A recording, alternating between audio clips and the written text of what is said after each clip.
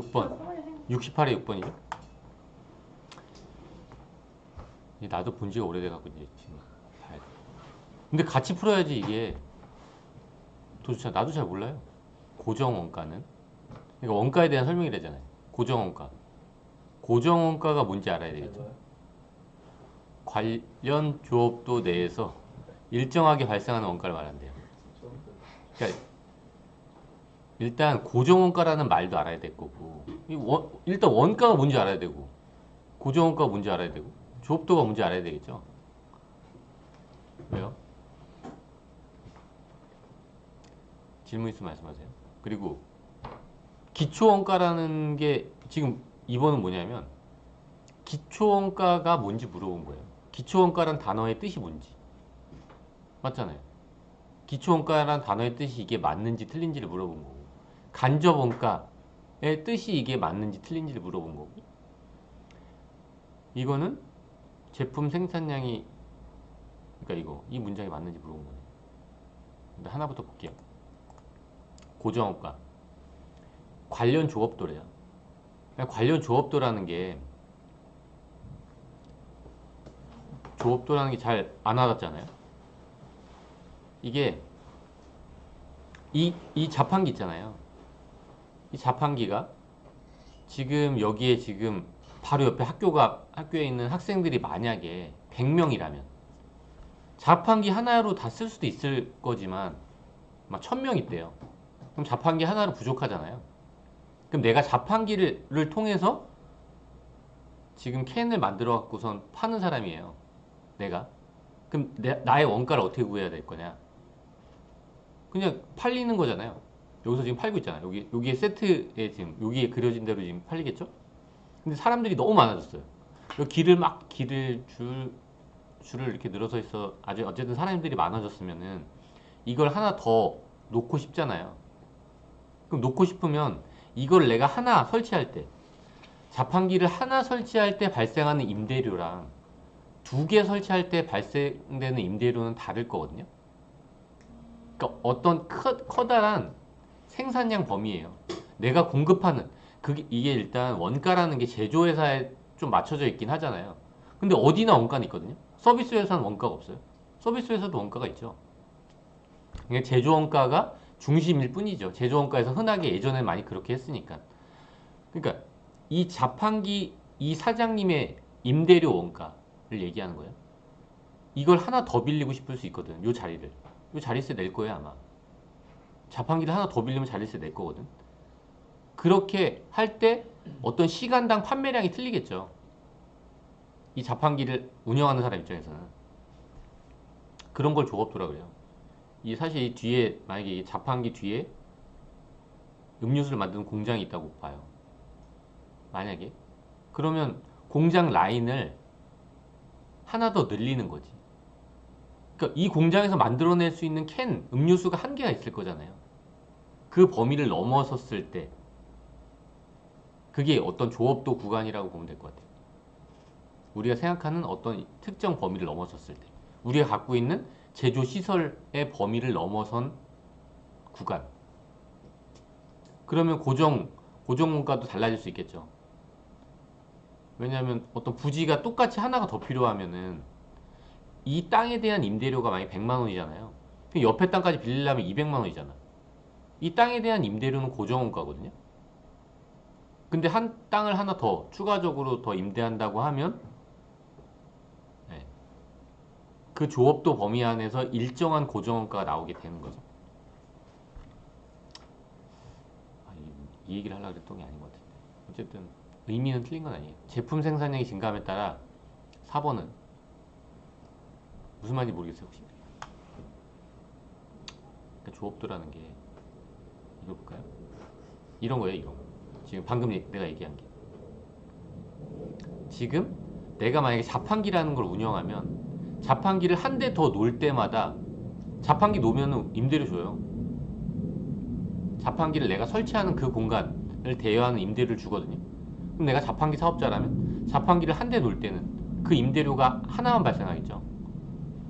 2개 놓으면 그만큼 새로운 자리에 대한 임대료가 증가할 거잖아요. 그럼 그게 그게 아무리 많이 팔리던 간에 거기서 아무리 그 자판기가 한 공간을 차지하고 있는데 이 공간에서 많이 팔려도 결국 그 자판기가 차지하고 있는 임대료는 일정하거든요. 근데 아무리 빨리 자판기 하나를 채울 수 있어도요. 자판기 하나를 엄청 계속 채워놔요. 그냥 수시로 채운다고 하더라도 판매할 수 있는 그 개수는 한계가 있거든요. 뭐 1년, 한 달 안에 몇십만 개가 나가진 않을 거잖아요. 자판기를 아무리 뒤에서 사람이 채워놓는다고 하더라도 자판기 하나가 만들어낼 수 있는, 그러니까 자판기 하나에서 나올 수 있는 음료수는 제한됐거든요. 그 범위를 넘어서려면 그게 조업도라고 하는 거예요.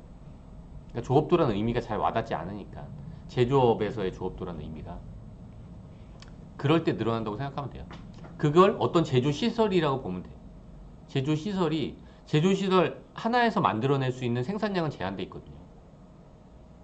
근데 그 한계점을 넘는 거지. 넘으려면 결국 10만 개밖에 못 만드는 제조시설이라면 그 공장에서 최대한 매일매일 돌려도 10만 개밖에 못 만든대요. 그러면 20만 개 만든다면, 만들고 싶다면 공장이 하나 더 있어야 되겠죠. 새로운 공장이 있으려면 그 공장을 차지하고 그 공장의 임대료가나 공장의 설비나 그런 비용들이 이렇게 증가한다는 거예요. 그 공장에 있는 설비들이 고정비 성격의 설비도 있을 거고 변동비 성격의 설비도 있을 건데 그걸 관련 조업도라고 하는 거예요. 10만 개면 10만 개를 만들 수 있는 범위까지가 여기라면 20만 개를 만들 수 있는 조업도는 여기라는 거죠.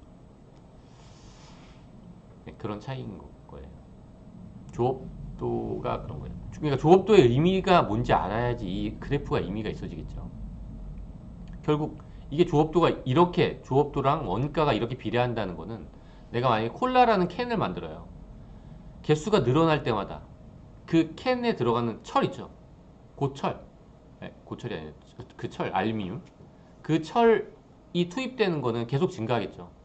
내가 하나 만들면 하나가, 두 개 만들면 두 배로 증가하겠죠. 세 배 만들면 세 배로. 그렇게 계속 증가하는 모양새를 보이는 게 변동비. 이거는 10만 개 만드나 20만 개 만드나 마찬가지일 거잖아요. 10만 개 만들어도 계속 하나당 하나에 대응되게 그 재료가 소요되잖아요. 근데 공장은 여기는 10만 개밖에 못 만든다니까요. 이 공장에선. 공장을 아예 늘리지 않는 이상은 공장을 아무리 돌려봤자 10만 개밖에 못 만드는 거예요. 그럼 공장을 돌릴 때 내가 콜라를 만들 때 10만 개까지는 만들 수 있지만 11만 개 만들 때 캔은 정확히 그 비례해서 증가하죠. 콜라 한 캔에 들어가는 철의 양은. 근데 10만 개까지는 내 공장에서 만들 수 있지만 10만 한 개를 더 채우려면 새로운 공장이 있어야 되는 거거든요. 새로운 공장이 있으려면 그 임대료가 추가되는 거니까 이게 일치할 거예요. 근데 이 고정비는 뭐죠? 이 회사 사장님은 자기는 연봉을 자기가 얼마 매출을 올리든 간에 10억만 딱 받겠대요. 그럼 고정돼 있잖아요. 콜라를 10만 개 팔든 20만 개 팔든 30만 개 팔든 고정돼 있는 거잖아요. 뭐 그렇게 볼 수도 있는 거죠. 그런 의미예요. 이런 고정비라는 게. 중고정비라는 게 어떤 조업도 범위 안에서 일치한다는 게. 네. 그래서 다시 한번 볼까요? 그러니까 간접 원가는 딱 추적할 수 없는 좀 힘든 원가들이에요. 윌 같은 윌이 되네. 밀을 갖고 왔어요. 밀을 갖고 왔는데 내가 그때 이거 왜 만들었지? 해당한 간접 원가는 특정 원가에 직접 추적할 수 없는 원가를 말하는 거예요. 무슨 얘기인지 알죠? 기억이 안 나가지고 하지 말아야 되겠어. 다시 한번 이제 문제를 한번 볼까요? 그러니까 고정원가라는 거는, 그러니까 고정원가라는 개념 자체가 픽스돼 있다는 거잖아요. 그 전제 조건에 조업도 범위 내에서가 포함되어 있는 거예요. 고정원가라는 의미가 절대 고정은 아니라는 거죠. 관련 조업도라는, 이것도 마찬가지예요. 여기까지가 조업도일 수도 있는 거예요. 그런 의미로 하는 거예요, 이건. 그리고 보면 직접 재료비와 직접 노무비를 기초원가라고 한다. 그러니까 기초원가의 의미가 뭔지를 보는 거잖아요. 이게 여기서 나왔죠. 제조원가라는 게 뭐죠? 원가는 제조원가랑 판매관리 원가로 구분할 수 있잖아요. 크게. 다른 거 이거 다 떠나서 이거 한 줄만 딱 보면 원가는 제조원가랑 판매관리 원가로 비용으로 구분할 수 있거든요. 우리가 어떤 걸 하면 그때 지금 제조원가를 구성하는, 그럼 그 제조원가 안에 구성하는 요소가 뭐냐? 직접 재료랑 직접 노무랑 제조 간접이에요. 근데 요 두 개를 기초원가라고 해. 그리고 요 두 개, 노무원가 중복되죠? 요 두 개는 가공비라고 하고, 그렇죠? 그걸 기초원가라고 해요. 그럼 이것도 맞는 말이네요. 그러니까 고정원가는 어떤 조업도 범위 내에서 고정원가라는 게 의미가 있어진다는 거죠. 그리고 간접원가. 그러니까 특정 원가 대상에 추적할 수 없는 원가예요. 만약에 직접 추적이 불가능한 거. 도대체 얼마 썼는지를 모르는 거예요. 간접원가라는 거. 지금 우리가 재료비가 있잖아요. 제조원가가 있어요. 어떤 내가 A라는 제품을 만들고 B라는 제품을 만들잖아요. 짜장면을 만들고 짬뽕을 만들어요. 거기에 직접적으로 들어가는 원가 있죠. 적어도 짬뽕에 홍합은 안 들어갈 거잖아요. 그건 직접 재료비라는 거예요. 혹시 뭐 궁금한 거 있어요? 직접 노무비. 그러니까 짜장면집이랑 짬뽕집이 구분돼서 내가 두 개 다 하는데, 그럼 각자 위치하고 있는 사람, 짬뽕집에 위치하고 있는 사람이 그러니까 주방을 달리 쓸 수 있잖아요. 한쪽에선 짜장면만 만들고 한쪽에선 짬뽕만 만들고, 거기에 구분돼서 들어가 있는 사람은 직접 노무비겠지만 그걸 계산해 주는 사람, 만약에 두 개 지분 있지만 카운터는 하나래요. 그럼 카운터에 있는 건 노무원가라고 해서 일로 들어가는 게 아니라 제조 간접원가에 들어가겠죠. 짜장면이랑 짬뽕이 직접 추적할 수 없으니까. 그래서 어쨌든 간접원가라는 건 특정 원가 대상, 그러니까 원가 대상이 어떤 거냐에 따라 달라지는 거예요. 만약에 원가 대상이 짜장면집이랑 짬뽕을 하나로 묶을 수도 있잖아요. 하나로 묶었어요. 이걸 한 회사로 봤어. 짜장면집, 짬뽕집을 사업 부문에 있는 하나의 원가 직접 대상으로 본다면 거기에 카운터에 있는 사람도 직접 노무원가예요. 근데 특정 원가 집계 대상을 짜장면이랑 짬뽕으로 각자 했다. 그럼 카운터는 추적할 수 없겠죠. 일반적으로. 제품 생산량이 증가함에 따라 관련 범위 내에서 제품 단위당 고정원가는 일정하대요. 단위당 고정원가는 일정하다. 이게 뭔 말이야? 이게 지금 문제가 맞아요? 제품 생산량이 증가함에 따라 관련 범위 내에서 단위당 고정원가는 일정하다. 단위당 고정원가잖아요. 고정원가가 아니라. 아니 나도 오랜만에 봐서 그래요. 고정원가는 일정하죠. 고정원가 위에서 나왔잖아요. 뜻이. 관련 조업도 내에서 일정하게 발생하는 원가가 고정원가인데, 예? 제품 생산량이 증가하는데 고정원가는 동일하겠죠.